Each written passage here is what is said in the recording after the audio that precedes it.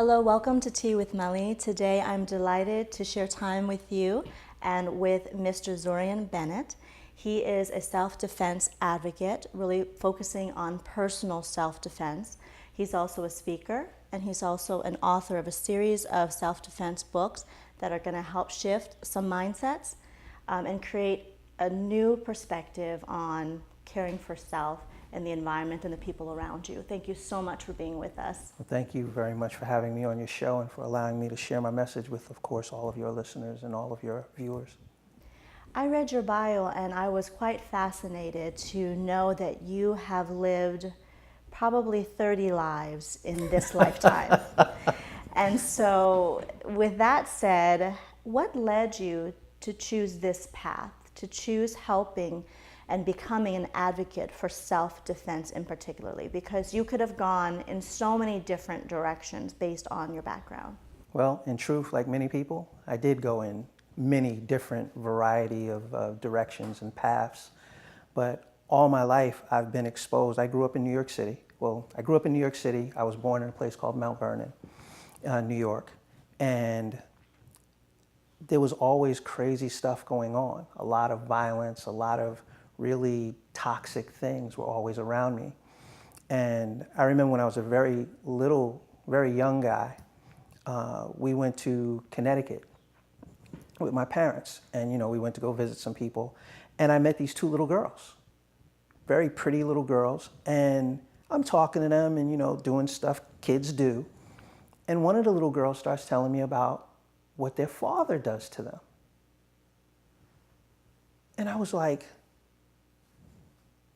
okay. So they said what they had to say about the stuff that their dad did to them. And I was like, oh, it can't be right. So I went to my mother. And I told my mother and my father about it. Well, I told my mother brought my father in, and I told them the story. And they, said, well, don't worry, we'll take care of it. And, adults got involved from that point. But then later on, my parents came back to me and my mother said, what you told me that person did to their children was wrong. And you would never want anybody to ever do anything like that to me or to your sister or anything like that. And I said, no, I wouldn't. And that was kind of what got me on the path. And then that was one incident. Another incident was the first time I ever saw somebody get shot. That was when I was 8, I think. When I was 8, my father and parents were playing cards. They had friends over. And somebody knocked on the door. I went and answered the door. I grew up in the projects. You've heard of them. Yeah. I grew up in one too, believe it or not. So there you go. Okay. So I went to the door, opened the door, and there was a lady outside crying. So I let her in to the apartment, and her husband was sitting across the table from us. And while her husband was sitting there, she was, crying and kind of started raising her voice. So my brother was sitting on his lap. So he took my brother and set him down, my little brother, and he got up and went to go address her. And when he went to go address her, she pulled a gun out of her purse, shot him in the stomach. Oh my gosh. Ran out the house, dropped the gun. So that was, I guess you'd say, incident number 2. Incident number 3, when I was 9, might have still been 8, but I think I was 9.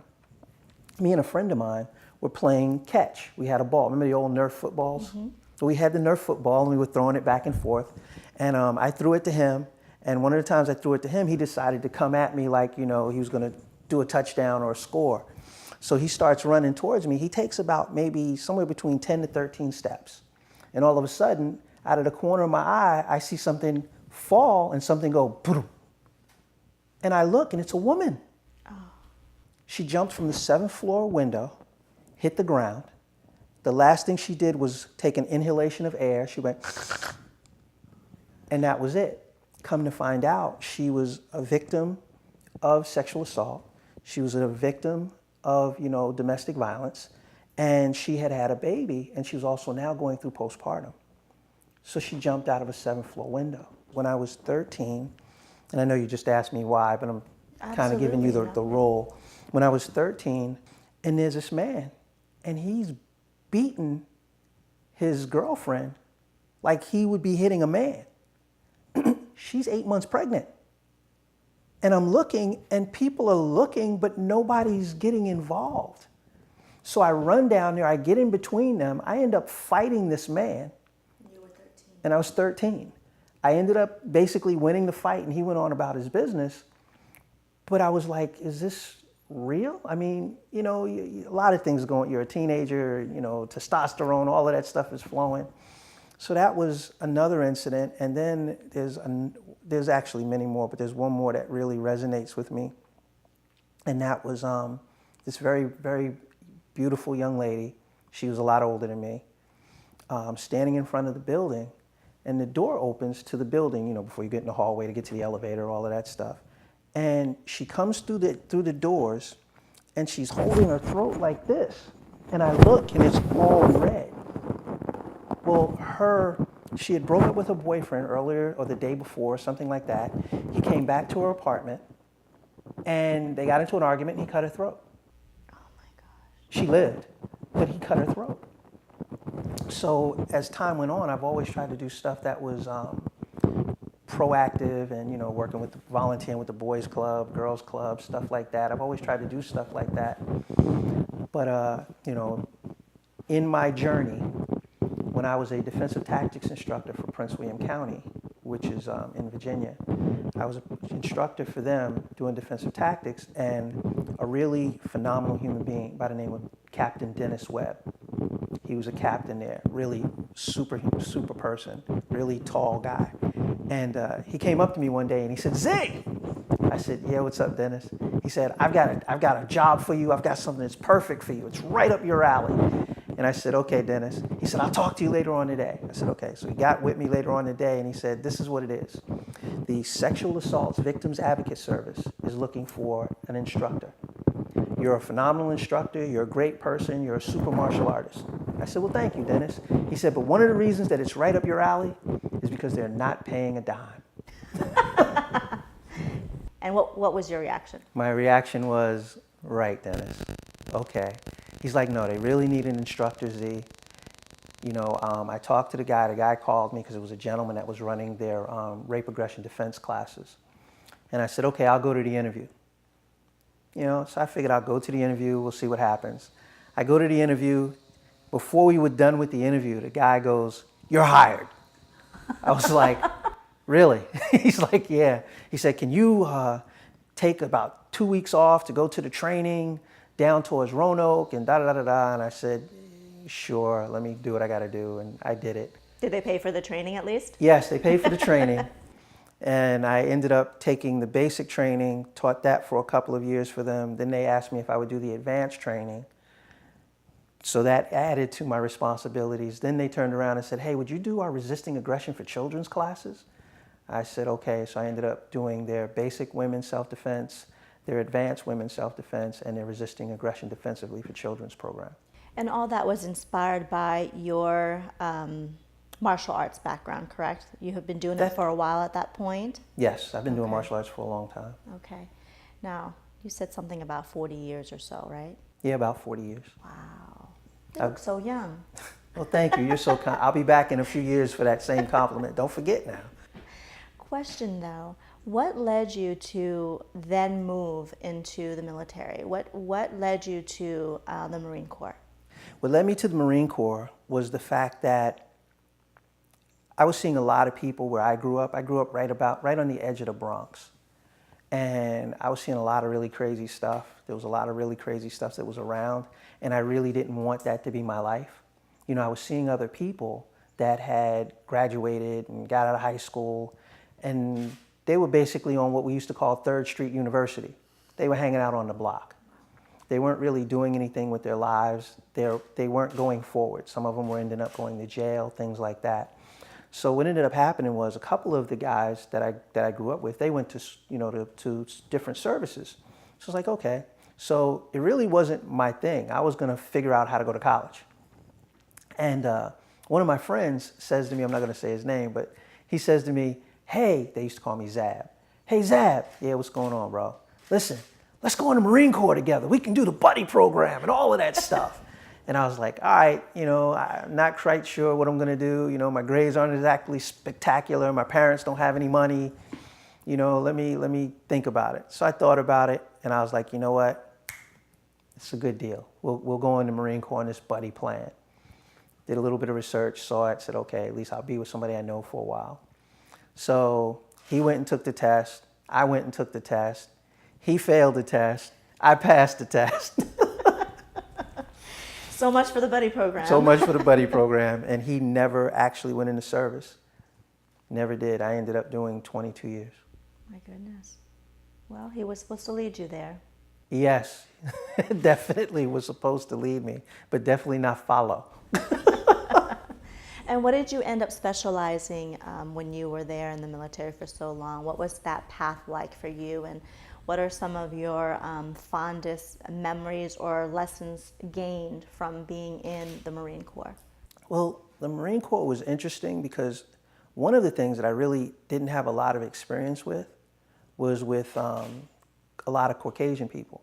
Because in my neighborhood, they literally, I know it may sound crazy, but you drove around. People didn't drive. Certain people didn't drive through. They drove around.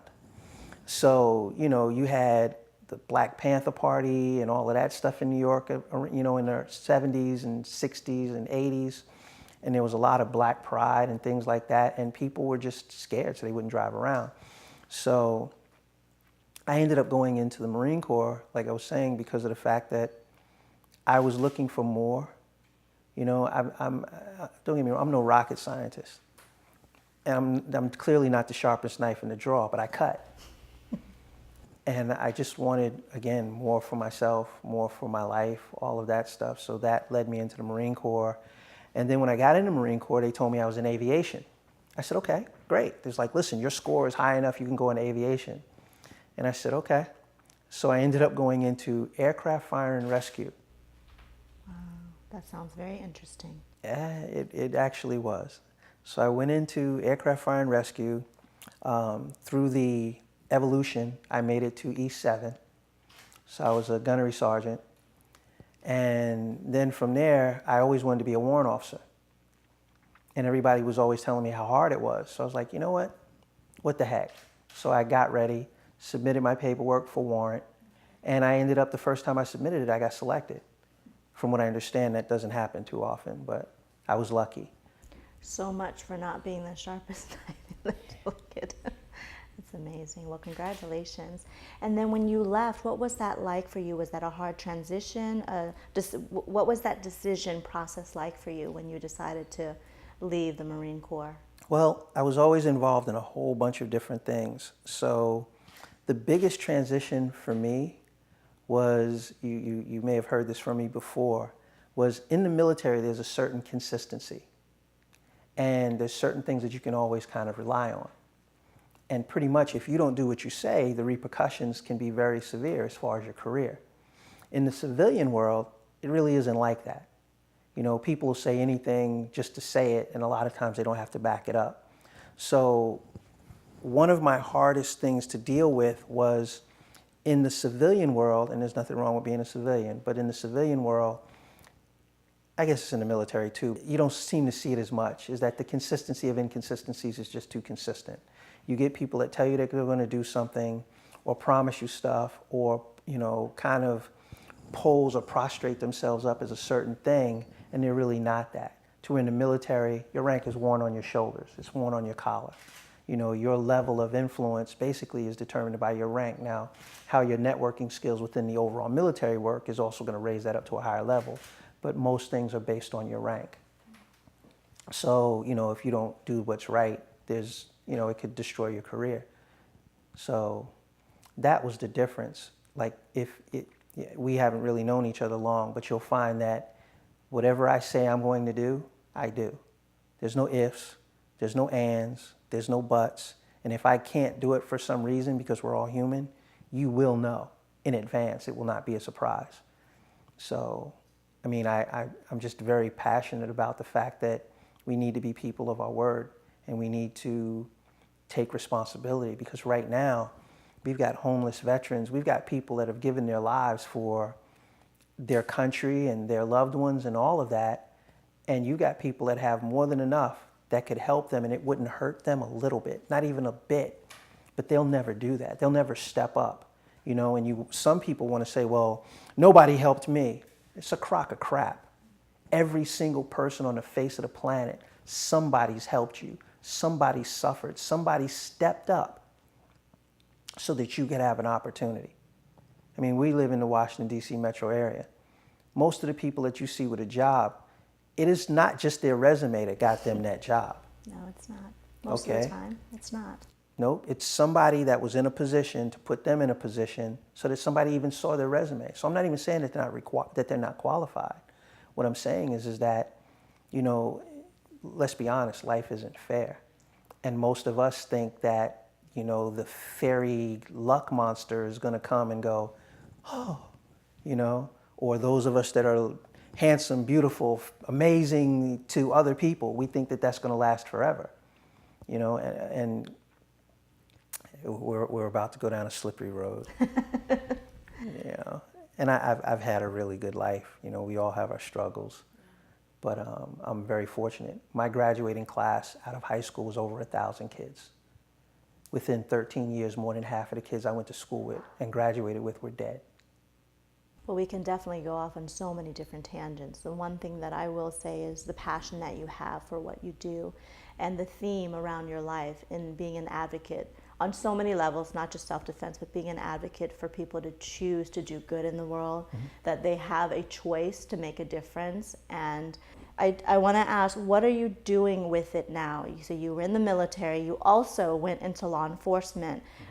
Was that a natural transition for you? Did you fall into it? Did someone, again, help you along and say this would be perfect for you? When I first got out of the military, I was like, okay, what do I want to do? So like everybody, you know, it doesn't matter what you went to school for. It's what's going to pay me some money, you know. I originally got out. This is a real slippery story too. Anyway, I originally got out and I ended up getting a job as a skip tracer. So I used to locate debtors.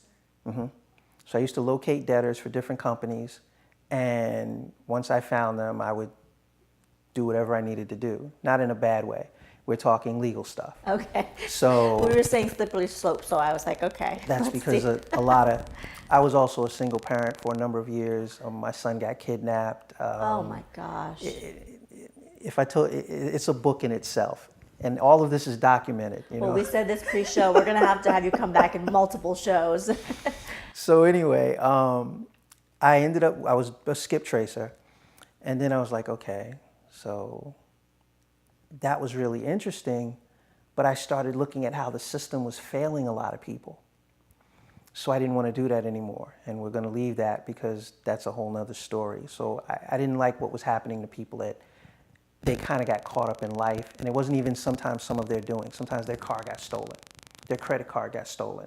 You know, but now you've got a bank that's putting pay executions on your pay, liens on your property, seizing your assets, all this craziness. So I got out of that, and I found out that New York City was hiring. They had a test. So I said, you know what the heck? So I took the test, passed the test. I said, okay, you got a physical. Took the physical, passed the physical. Next thing I knew, I had become an officer for New York City. I worked for New York City Department of Corrections and was actually in the prison systems at Rikers Island and all over the place, which at the time when I was there, they had 30,000 inmates and 3,000 officers. And then from there, another older gentleman, remember I was saying none of us get there on our own? One day I was working the late shift because I had worked out my schedule, trying to take care of my son and trying to be there for him and all of that stuff. And one of the older gentlemen came up to me and he said, Bennett. I said, yes, sir. He's like, you got all that knowledge with that firefighting and all that stuff, right? I said, yeah. He's like, I'll be right back. I said, okay. So he comes back with this advertisement for the fire and safety unit is looking for a fire safety officer. So I go, so what do you want me to do with that? You need to apply. Matter of fact, you don't need to apply for that. You need to put in for that right now. So I said, okay. So I put in for it and ended up going to an interview. They interviewed 87 people. Out of 87 people, they picked me and another gentleman. And I ended up becoming a fire and safety, occupational safety and health officer for New York City. And how long did you do that for? I worked for New York City for 5 years, I think. I think 2 years actually in the building or dealing directly with inmates, and then 3 years as a fire and safety, occupational safety and health officer. But I was the only one that I did the fire and safety, but I was the only one that did the occupational safety and health. I found it fascinating. So what was fascinating about it, number one, and number two, how does it feel to be shot and survived? And you were talking so much craziness before the show, and I want to be able to kind of bring that to the audience because, again, you have lived multiple lives in this one life. But what it represents to me is resilience and the fighting spirit. And how do you heal from something like that and still be so positive and still want to help people instead of hate them and want to harm them? Well, I have let's go back. As far as working for New York City and being an officer, the reason that it was fascinating to me is because I was always learning new things. I was always abating things. And, even after being in the Marine Corps, I still kind of had a little bit of a chip on my shoulder about certain things because of my environment. I don't think I held it against anybody, but I know that it was there. And when I got the position, because I didn't think I had a chance in heck of getting that position. And after I'd been there a couple of months and kind of proved myself, I went to my director and I asked him a question, which is the interesting thing about the Washington, D.C. area and someplace like New York, which I think could actually be very powerful. When I went to my director, I said, hey, his name was Donald. I said, Don, I got a question for you. Why did you hire me? He said, well, Z, I hired you because you were the best person for the job. Now, in New York, you got unions and all this other stuff, and I was probably one of the only black guys that interviewed for the position. And I was like, okay. He's like, you're not hearing me. You don't believe me, do you? I said, yeah, I believe you, Mr. Chamberlain. I believe you. He's like, no, Z. Long story short, let me put it to you this way. I interviewed 87 people for this position. He said out of the 87 people that I interviewed, there was only 2 people that knew more about fire and safety than I did. He said that was you and the other gentleman that we hired. And I said, okay. He's like, no, Z, I still don't think you get it. I said, what do you mean I don't get it? He goes, the reason that I hired you guys was because right now I'm the director of the fire and safety unit for New York City's Department of Corrections. I said, okay. He said, I don't want to stay the director of fire and safety. He said, I want to move to the next level. He said, both of you brought stuff to the table that you could not only hit the ground, but you could hit the ground running. He said, perfect example. Who does all of the occupational safety and health stuff right now for New York City's Department of Corrections? I said, I don't know. He said, you do. He said, and you do the fire. He said, none of these other people, I couldn't have got them to do it. He said, you know stuff that nobody knows. I've got people from EPA, Department of Labor, all of these other places that when they have a problem, they go, oh, okay, we'll talk to Z, he'll take care of it. So that's how that happened.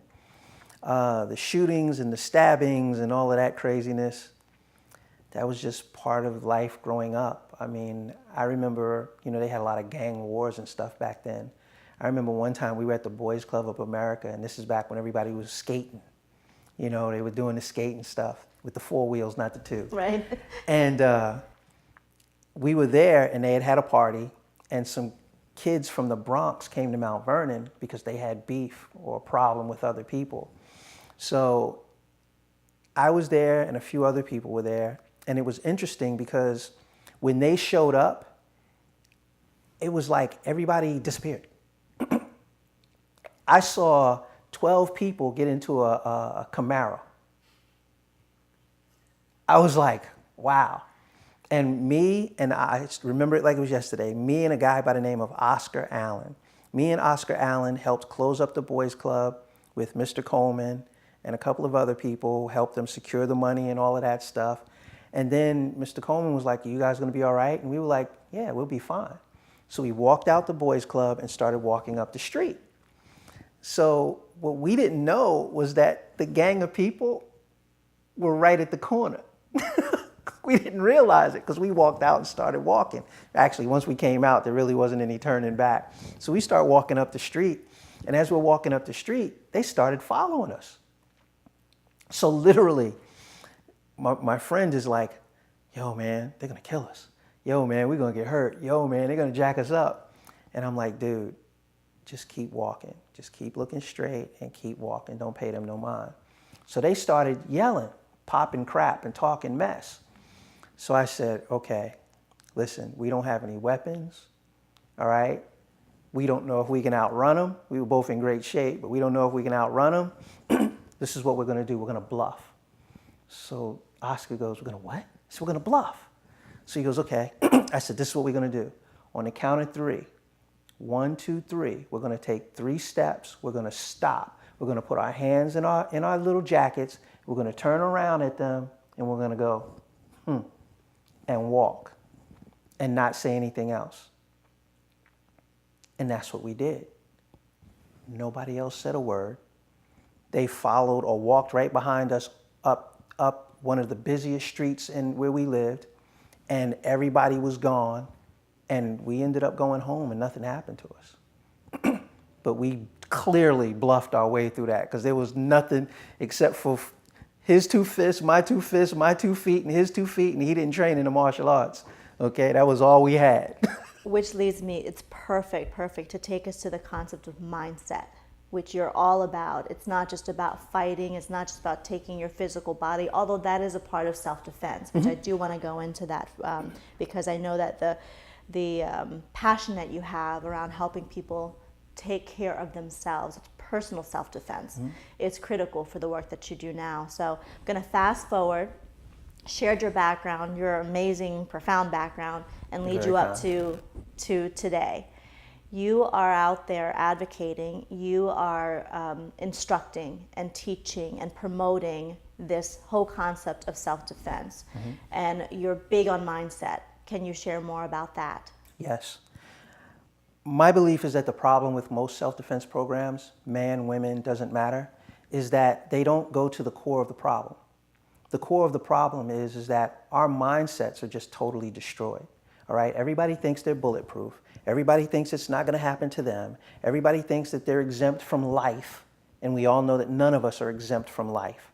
So we go out there and we do things that make us a candidate. You know, if you read in any of my books, it says, if you don't fit the script, you don't get cast for the part.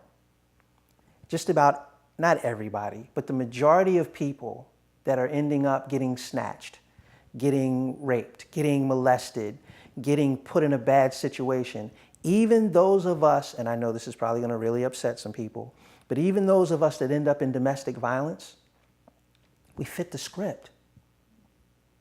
All right? We wanted it to be real. We wanted to believe that we had this force field, you know, from an omnipotent being or the universe to protect us.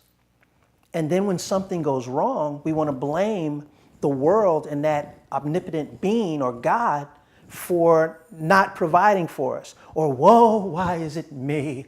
Well, if it wasn't you, then who did you want it to be? Did you want it to be your little sister? Did you want it to be your mother? Did you want it to be your granddaughter? Who did you want it to be?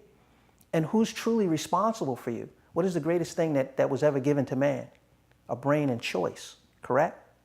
So because man was given brain and choice, I offered a class that was, I don't know, $100. You saw a bag that was 110.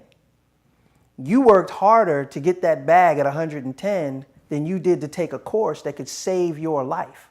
That bag is sitting that bag is sitting in a closet somewhere. You forgot you even have it. However, you get into a situation and now you pray that you get out. You hope that you get out. We send our children off to college. Your kid's going to school in New York. Your kid didn't grow up in New York or California, all right, or in the Midwest. Your kid grew up here. So what have you done to give them the mindset to respect other people, to carry themselves with authority and with respect, to treat other people correctly, to do the things necessary for them to be social beings in the world that we live in. Because yeah, you got a GPA of 4.0 plus 2. Okay, but what does that mean in the real world? And once you get that diploma, we all know that information is already antiquated. Not that that information isn't valuable. But if you're not here to share it, you know, I have an awesome, phenomenal library. You should see my library. Do you read any of the books in it? The average person that goes to college will not read, I think it's more than another 20 books in their lifetime after they graduate. Most people that get out of high school won't read anything. Yeah, they'll read Harry Potter or the Harlequin romance stories, but explain to me how that's going to help your life. And then most of us focus on the negative anyway. So my big thing is mindset, awareness, and then the physical. Because if your mindset is right, you've probably reduced your chances of getting selected by about 80%. If your awareness is up to par, it probably just jumped to 90%. And then you've got the physical if you need it. But come on, you don't want to live your life with the lottery, do you? None of us do. So mindset is a big thing because everybody thinks somebody else is going to come to their rescue. I just did a class for a college and I just got asked for another college. With your programs, and I know that you're focusing on colleges, but you're also focusing on taking this program or have already started using the program for self-defense in corporations. You work with women. It's really for everyone. And you do have a passion for women. You do want to educate and make a lot more people aware of how you can protect yourself. How does this relate to what's happening in the world? I know that this is a worldly issue for all of us, but you're passionate about making people wake up to the fact that it's happening all over the world, including your backyard. Yes, ma'am. Yes, ma'am. And it's happening in houses and people are turning off their ears, they're turning off their eyes, they're not paying attention. Every single person on this planet, for the most part, knows somebody that has been sexually assaulted or that is going through something. But most people don't want to be bothered. They don't want to be involved because it's not happening to them. And therein too lies the crime. You know, I was talking to one of the universities the other day and I told them, I said, you know, I'm going to give this presentation and I'm going to talk to you and I'm going to show you some stuff. Your world, not a world that I created, but a world that's out there. I said, here's the problem. You're going to listen to what I said. Some of you are even going to purchase a book, but you're not going to read the book and you're not going to apply the knowledge because you're going to walk out of here and think that you're supermen and you're superwomen. And all of you are amazing. Please don't get me wrong. You have skills and talents that can make this world a better place, but will you use them? Here's my problem for you. When that friend has a problem, when something happens and you look back at it and you know, nobody knows but you know that you didn't do what was necessary to help keep that person safe. Even if you gave them the book or gave them the information and they did nothing with it, you know that you didn't give them the book. You didn't give them the information. You didn't offer them a ride. You didn't stop them from drinking. You didn't call the police because something was going on. You didn't get between them because it's somebody else's business and they die. Now you have to deal with that. That's your conscience. And guess what? I don't care what you do. There's one thing that you can't do in real life, that's forget. It's going to be with you for the rest of you. I don't care how deep you bury it. It's always going to be there. Do you want to live that type of life? Do you really want to be that type of person? Because there's 800,000 law enforcement officers in the United States, as far as I know right now. Okay? 300,000 of them are federal. They're not coming to your aid. So you just went from 800,000 to 500,000. All right? Then let's look at how many are lazy, sick, and lame. Okay? That's probably another 200,000 right there. Okay? Life is what life is. Most of us are doing just enough to keep from getting fired. Or most people. I said, so now your number just dropped severely. Plus that, how many are in your state? How many are in your city? How many are in your county? I said, so in reality, if you're lucky, even in this area, which has the most police per capita than anywhere in the nation, there's maybe 3,000 people working. How many people are in any one of the cities? How many people are in Alexandria? How many people are in Woodbridge, Prince William County? How many people are in all of these other areas around here? Millions. How many cops do you see when there's a car accident, when there's a robbery, when something goes on? There's 2, 3, 4 cop cars there. So that means they definitely not coming to help you. And police, beautiful. The fact that we have cops is a beautiful thing and they're much needed, but that's back to being reactive. We have to be proactive. You have to police yourself. And none of us know what another person's going through. What about our children? How do we educate them when the parents don't know how to defend themselves? How do we protect and nurture our children? How do we show them the reality and prepare them for life and still allow them their youth and still allow them to give a sense of being able to play and being able to have fun? Okay. What's the balance? The balance is, one, parents being involved with their children in the first place. Most of us are not involved.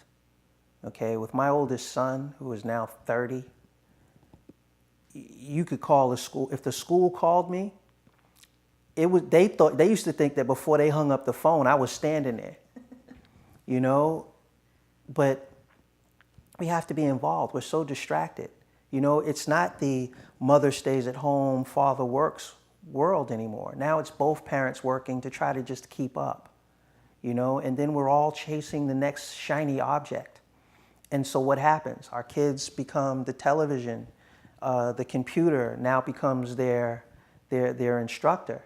And now with the internet, they're now more educated than the parents.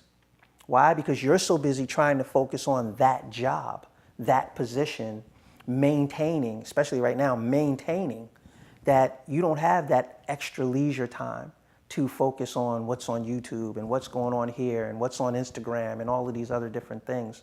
So the main thing for most parents is to just try to find a way to get involved. Try to find the time to find out what's going on with your children and making it a ritual where they know that when I walk in the door, mom's going to ask, how was school today? What's going on? What's happening with my friends? To where you actually are still the parent, but you have a dialogue. There's a lot of people, they ain't the parent, they the friend. All right? Or they're not the parent at all. The television, the computer, the games, those things are actually the parent. And you look at some of these games, I mean, they're crazy. And the kids, 13, M for mature. 13-year-old don't want no game that's PG or G. All right? He wants something that's M for mature. And some of the violence in that is crazy. I mean, don't get me wrong, when we were kids, we had some crazy stuff too. Now, a lot of people won't like this, but to me, Dudley Do-Right, remember Dudley Do-Right? I do, actually. Okay, well, you remember Lil and Dudley Do-Right? Oh my gosh, that's a long time ago. Well, Dudley... I'm aging too, so I guess I have to confess I do know what this is. Dudley Do-Right, his girlfriend, the one he was always saving. Oh, yes. Yep. It's coming back to me now. I'm getting it. She had a fetish for the horse. Yeah. Think about it. Yeah. She's like, oh, Dudley, that's right. Do you have to go? Do you have to take your horse? What kind of message does that send to you? Bugs Bunny. He was the first cross-dresser. He was. He'd have Sam all up in a bother when he'd do his little female thing. You know what I mean? And don't get me wrong. That's another thing. People that are gay or straight or whatever, let people be people. You know what I mean? And part of that is part of our culture too. Oh yeah, yo, why are you looking at that gay dude? Why is that even in your vocabulary? Why are you verbally and mentally harassing that person for their choice? They're being responsible for them. Plus that, what's the message that you're sending to your kids, to other people around you, to youth? Because what we say, that's energy, that's force, that's shared. It has power. So what a parent says in front of their child, yeah, well, you know, he ain't no good, he a bum. Well, he ain't no good, he a bum. My daddy said it, my mommy said it. That same negativity starts to get itself entwined in that person's mindset. And then, of course, it's choice. I mean, if you kind of look at some of the stuff that I've been around, sometimes what I'm telling you now, I won't tell people. Because they're like, oh my God, he must be a psychopath. You know, because they prejudge. But I made a choice not to abuse women, not to do the things that a lot of these people do. I'm an expert shot. You give me a pistol or rifle, trust me, not right between the eyes, which eye you want or which eye you don't want. Okay, I've been doing martial arts for 40 years. I am very proficient at knowing how to hurt people and shut down body functions and all of that stuff. But why? One of my instructors, Reno Morales, I had the utmost respect for him. He was an incredible individual. He did executive protection until he was 76. And the people that he used to bodyguard were people that other people want to kill. He's probably one of the most dangerous men I ever met in my life, but he was probably one of the most best read. He spoke 6 languages. He played 7 different instruments, and he could talk to you about anything. If you saw him in a suit and a tie, you would have thought he was the president of a Fortune 500 company. Phenomenal human being. But that 76-year-old man, I've seen him move so fast that I'm sorry, could you do it again? I blinked. But incredible human being, you know, and it's just amazing. You know, I look at people and they talk about, well, I have a PhD and blah, blah, blah, blah, blah. Okay, but you're a piece of crap. You're an idiot. You have no social skills. You have no ability to interact with other human beings. You really bring no value to the table. I had a lady when I had my school, and I'll stop after this. I had a lady when I had my school call me up and say, excuse me, I'm looking for martial arts. I said, okay, man, well, what kind of martial arts are you looking for? Well, I'm not sure, but what I want to know before we ask any other questions is, what gives you the authority to teach martial arts? So I said, well, I've been doing martial arts for a number of years. I said, I've got a number of different black belts. I said, I have about 6 different black belts in 6 different disciplines, mostly the karate and jiu-jitsu. I said, I also do Japanese sword, live blade, mugaru. I said, and I've been studying it for a long time. I said, and I'm pretty proficient, and I'll give you my references. But what kind of degrees do you have? I said, you know what, ma'am? Because she was really kind of being arrogant. I said, ma'am, I really don't have anything that would probably interest you in that way. I said, you're more than welcome to come down to the school, check out the school, see what we do, all of that stuff. So she hung up the phone. Literally, she didn't even say bye. She hung up the phone, click. So I said, okay, no problem. 2 months later, a woman shows up at my school. Never saw her before, so I don't know her. So she walks in, she's looking around. You know, I said, could I help you? One of my students asked, could they help her? She said, no, I just want to watch. She sat there for about 25, 30 minutes, right? And then she got up. So I was like, okay, hey, keep running the class. Let me go see what this lady wants. So I go over to the woman. I said, excuse me, ma'am, how can I help you? No, I'm sorry. She gets up and she comes to the mat. And she says, excuse me. I go, yes, ma'am, how can I help you? She goes, I need to talk to Master Bennett. I said, well, I'm Sensei Bennett. How can I help you? No, I need to talk to Master Bennett. I go, ma'am, basically, I'm the person that you want to talk to. I'm Sensei Bennett. Because she said, well, is he your father? I said, no, ma'am, he's not my father. I'm him. So she goes, you lied to me. I was like, ma'am, I don't mean to sound disrespectful, but I don't know you from a can of paint. How did I lie to you? She goes, what's that on the wall? I said, it's a whole bunch of certificates and things like that. And she goes, no, that's not what I'm talking about. What's this? And I go, you're talking about this right here, this piece of paper. It was a PhD, right? And it was a PhD that was given to me in combat arts, And she goes, this is a PhD. You told me you didn't have any education to speak of. I said, ma'am, that and a piece of toilet paper will get me through. But without that toilet paper, I'm going to be a hurt puppy. She was hot. She left. People are just amazing. Everybody wants something. Nobody wants to do anything. How do you continue to move forward when you have the naysayers, when you have someone like that comes in and is just hot for whatever reason and wasn't satisfied that you had it, she found something wrong with the fact that you had it, and she found something wrong before when you said you didn't have it. How do you keep pushing along? How do you keep choosing your purpose? I keep believing that eventually I'm going to run into some people that not only see it, but also understand and want to make it go forward. Because they're out there. It's just finding them. Sometimes it's getting past their gatekeepers. Sometimes it's making them aware that you actually exist at all. Because for me, it's very, very frustrating. Every day I see And it's not that I'm looking for victims, but every day I see hundreds of victims. I'll see women running. I'll see guys doing stuff. And I'm like, have you lost your mind? And what keeps me going is that, you know, I know it's needed. You've got right now in UVA, you've got the one lady that's missing, and now they've associated another 2 missing women with her. You know, you've got the gentleman that grabbed the 3 women and had them locked up in his house for 10 years. On Channel 9 News, right here in the Washington, D.C. metro area, every Wednesday, they flash up about 40 to 60 pictures of missing teenagers and little kids. The youngest this time was 4. I'm hoping that I find somebody that'll help me to get this message out. I'm trying to get in touch with the NFL and the NBA and all of them because they all have the problem. The sports arena is just a microcosm of what's in our entire society. So I'm trying to hit all of the avenues, and whoever will listen, whoever will step up. And, you know, I ended up talking to you. This message may get to somebody and somebody might go, wow, you know, it's different.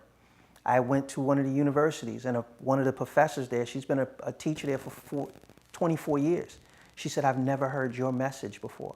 She's like, I've heard all of this forever, but I've never heard anybody talk about being proactive and then taking proactive steps to not be selected as a victim. And it's really little, minute changes. That's all it is. Can you talk about some of those changes? This is a perfect time segue into tips and advice. Really simple is, one, I understand you're grown. Going back a little bit, I understand you're grown. You started off being dependent. You worked really hard to be independent, okay? But most of us never get past independent, if we make it to independent. Real life, real success, and if you look at anybody, it's from interdependency. It's from allowing other people to share their gifts so that you could share your true gifts. Because there's things that you do that nobody else can do. There's qualities that you bring to the world, to the people that you're in connection with, that nobody else can bring. Nobody else has it.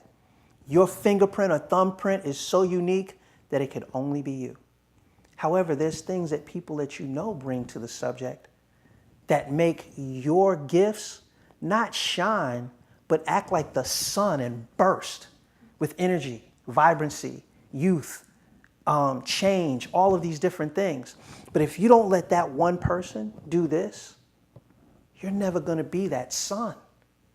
Bill Gates, everybody talks about his story. Beautiful thing, but check it out. Bill Gates' story is only that much of the story. What about this? What about this? What about this? Back to, who did Bill Gates' mother know that had a connection that got Bill Gates where he needed to be? Everybody talks, well, you got to get there on your own petard. You're full of crap. And for you to say that to me is setting me, my son's son, my daughter's daughter up to fail, because they're going to think that they can do it on their own and nobody's done it on their own. So tips, really simple, is that mindset thing. When you go out, tell somebody, I understand you're an independent woman and you're a grown man and you can take care of yourself. I'm going out to the store. And I should be back in a couple of hours or in an hour. At least somebody knew where you went last. There was a young lady in the Midwest. She told some people she was going out to the store, or she told them she was going out. She never came home. They found her a week later. They found her truck and her body in the woods. But we don't tell people. We don't communicate. We stare at these little digital leashes, but we don't talk. We don't communicate. We pass information, but we don't pass communication.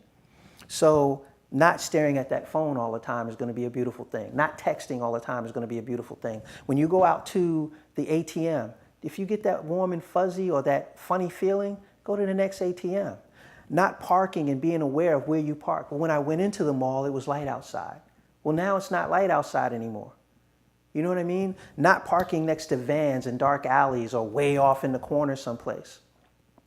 Those are things that are going to help you. Little tools. If you ever get in any of my cars, my house or anything, you'll find hat pins all over the place. Why? Because Just like I just pulled that out my shoe, these are in my suit, these are in my car seat, because the difference between, it's like success. The difference between massive success and massive failure is about the width of a hat pin. So if somebody grabs you and you're like, and you can get to something this simple and stab them in the arm, hand, wherever, that's going to make them release you. That's going to make them change their direction. Changing your habits, not being a creature of total habits. Most of us get up at the same time, go to bed at the same time. Most of us go to the job at the same time, park in the same place as if it's possible. All right, we have habits. We're creatures of habits. For all of the ladies and gentlemen that may be listening, there's somebody in your office right now that could probably tell you where you parked every day for the last week, last year, last whatever. You're not aware of it, but they are. There's some psychopath out there that you love him or her. You just don't know it. All of us keep talking about it's a man's thing. Well, women are also sexually assaulting women nowadays. The numbers are going up. It's getting ridiculous. You know, we talk about gay bashing. I don't care if you're straight or gay. It's not my bottle. You're not trying to hold my hand and walk through the woods and sing Kumbaya with me. What do I care? Are you happy? Are you hurting anybody else? We're good. But really little simple things. A hat pin is something that you can keep on you. And if you go through the metal detector at the airport, they're going to go, what's it? Oh, it's a hat pin. Oh, okay, keep it. You know, they're not even going to think about it anymore.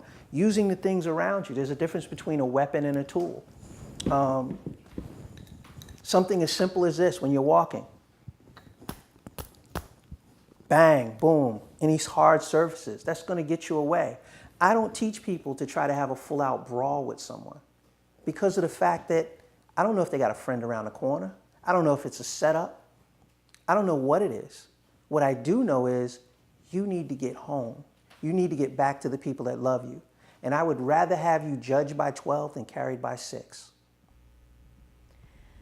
Wow. I definitely need to get a copy of your book. So will you please let me and the audience know how do we find more information about you and your instructions, how to connect with you and get you to personally be involved in their lives by training you, or any type of tools that they can find online, or maybe visit with you physically in a physical location. Can you let us know how to find you? Sure. Well, as you know, my name is Zurriane Bennett. You're more than welcome to Google me. You'll find pages of stuff. I didn't know that. One of my students told me, and I found it out that way. I have a website called ZurrianeBennett.com. So ZURRIANE, Bennett, BENNETT.com. You can go on there, and there's different things there. I'm looking to, of course, get as many books out as I possibly can and get into as many women and men's hands, because right now it's 1 out of every 3 women is sexually assaulted and 1 out of every 5 men. Okay? In the United States alone right now, I think on average it's, and this is only what's reported, 237,868 people are raped each year just here in the U.S. And only 1/3 of these incidents are reported. So you can go on my website, again, which is ZurrianeBennett.com. If you're interested in my books, they're on Amazon. Did you bring a copy? Yes. Okay, can you show If what they look like? This is the men's book, Okay. all right, which is, all of the books are titled Positive Self-Defense. So this is Positive Self-Defense for men. This is Positive Self-Defense for women, okay? And then there's actually 2 more books. I just changed this book. I wrote a book, Positive Self-Defense for Entrepreneurs, but I changed the cover. It's now a match. Okay. And I wrote one for motorcycle riders because of the fact that a lot of the baby boomers now are retiring and they're buying motorcycles. Well, the motorcycle world is controlled by what they call 1%ers. And they don't really care about the law. Their world is prostitution, drugs, and gambling. But yeah, you can go on Amazon. All of the books are there. Just put in Zurriane, and every book that I've actually published will be there. Just the last thing, ladies and gentlemen, life happens. Don't go through life as a voyeur, all right? Don't be a life voyeur. Be active in it. You only get one time to do it. And if you blow it, you blow it. And what was it, Kung Fu Panda? Yesterday is history. Tomorrow is a mystery. But today is a gift. That's why they call it the present. Well, let's focus on having a great present so that we can have a phenomenal tomorrow. and take action. So, dear lady, as I say to my students, domo arigato. Thank you very much. I truly appreciate it. It was an honor to be on your show, to meet your hardworking, dedicated staff members, and just to share the time. I'm very grateful for this. And Thank you, sir. the book is for you, the women's book. Thank you. No Thank you problem. very much. Thank you, everyone. I know that you're probably all out there going, wow, jaws are completely dropped right now. We'd love to have you connect with us and with Zurriane, so please check his website out. And we thank you, and we will see you for another episode of Tea with Mali very soon.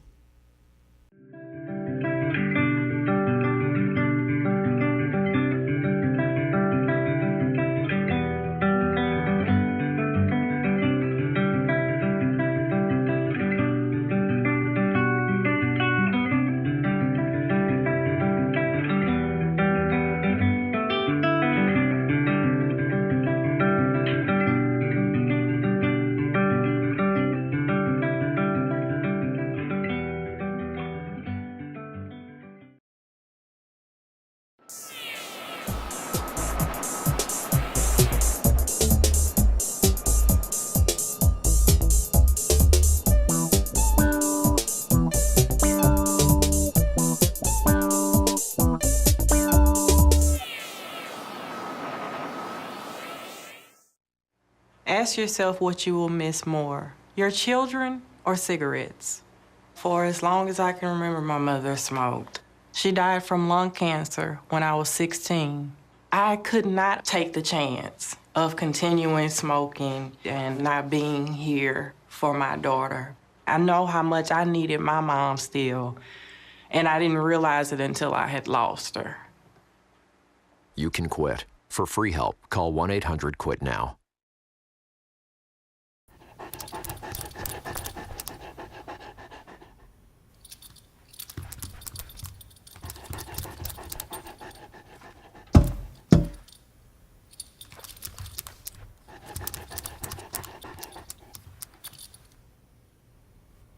There's a shelter pet who wants to meet you. Meet one today. Visit theshelterpetproject.org.